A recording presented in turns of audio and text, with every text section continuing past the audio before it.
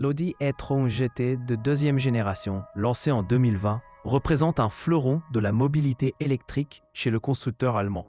Ce grand tourisme électrique allie un design audacieux, inspiré des prototypes Audi, à une plateforme partagée avec la Porsche Taycan, offrant une accélération fulgurante et un raffinement premium. Avant d'envisager l'achat d'un modèle d'occasion, il est essentiel de comprendre ses atouts et ses faiblesses potentielles. Surtout sur le marché français où les incitations fiscales évoluent rapidement. Pourquoi certains propriétaires revendent-ils leur e-tron GT après quelques années? Souvent, c'est lié à l'évolution des besoins familiaux ou professionnels, mais aussi à des considérations pratiques comme la dégradation de la batterie ou les coûts d'entretien élevés. En France, avec un réseau de bornes de recharge en pleine expansion, ce modèle séduit les urbains aisés, mais il peut décevoir ceux qui parcourent de longues distances sans préparation. Commençons par les points forts qui font encore briller cette voiture sur le marché de l'occasion. Sa silhouette élancée, avec ses phares Matrix LED et sa calandre single frame distinctive, en fait un objet de convoitise sur les routes françaises, de Paris à la Côte d'Azur. L'intérieur est un cocon de luxe avec des sièges sport en cuir et alcantara, un système MMI tactile intuitif et un affichage head-up de série sur les versions haut de gamme. Sous le capot, ou plutôt sous le châssis, deux moteurs électriques synchrones délivrent jusqu'à 590 chevaux sur la version RS. Propulse la voiture de 0 à 100 km/h en 3,3 secondes. La transmission intégrale Quattro et la suspension adaptative pneumatique assurent une tenue de route exemplaire, même sur les autoroutes pluvieuses du nord de la France. Avec une vitesse maximale bridée à 250 km/h, elle rivalise avec les sportifs thermiques tout en émettant zéro émission locale. L'autonomie réelle varie entre 350 et 450 km selon les conditions, grâce à une batterie de 83,7 kWh utilisable. En France, où les subventions comme le bonus écologique ont boosté les ventes initiales, ce chiffre convient pour les trajets quotidiens en Île-de-France ou vers Lyon.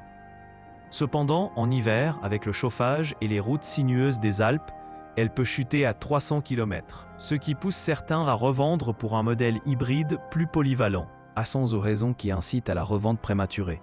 La décharge rapide de la batterie en usage intensif est un reproche fréquent, surtout pour les conducteurs français habitués aux longs voyages vers le sud. Des témoignages sur les forums locaux rapportent une perte de 10 à 15% de capacité après 50 000 km, accélérée par des charges rapides répétées sur les autoroutes A6 ou A7.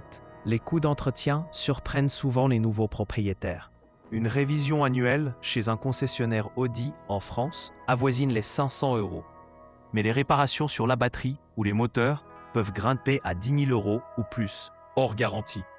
Sans extension garantie, qui coûte environ 2 000 € par an, les risques financiers pèsent lourd. Expliquant pourquoi 20% des e-tron GT d'occasion de 2020 sont revendus avant 100 000 km. L'espace intérieur, bien que généreux pour 4 adultes, déçoit par son coffre modeste de 405 litres, inadapté aux familles françaises avec bagages pour les vacances.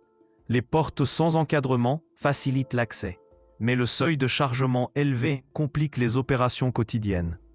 De plus, le poids de 2,3 tonnes affecte la maniabilité en ville, comme dans les ruelles étroites de Marseille ou Bordeaux. Sur le plan de la recharge, l'e-tron GT supporte jusqu'à 270 kW en courant continu, permettant une recharge de 10 à 80% en 22 minutes sur une borne Ionity.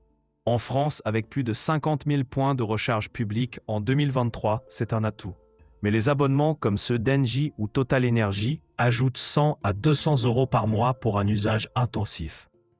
Certains revendent parce que la recharge domestique à 11 kW prend 8 heures, incompatible avec un emploi du temps chargé. Avant d'acheter une e-tron GT d'occasion, vérifiez scrupuleusement l'historique de la batterie via le diagnostic Audi Connect. En France, demandez le carnet d'entretien certifié et un contrôle technique récent, car les aides comme la prime à la conversion ne s'appliquent plus aux occasions. Un essai routier est indispensable pour tester l'autonomie en conditions réelles, par exemple sur l'A1 vers Lille. Les prix sur le marché français des occasions varient de 60 000 € pour une e-tron GT 2020 avec 80 000 km à 95 000 € pour une RS 2022 quasi neuve. Ces tarifs, influencés par la demande croissante pour l'électrique, sont inférieurs aux 110 000 € du neuf, mais attention aux modèles importés sans adaptation aux normes françaises, comme le contrôle des émissions. Négociez une garantie étendue, car la batterie est couverte 8 ans ou 160 000 km, mais les autres composants moins. Un autre motif de revente est l'évolution technologique rapide. Les modèles post-2023 intègrent une batterie de 105 kWh pour plus d'autonomie, rendant les premières e-tron GT obsolètes pour les technophiles.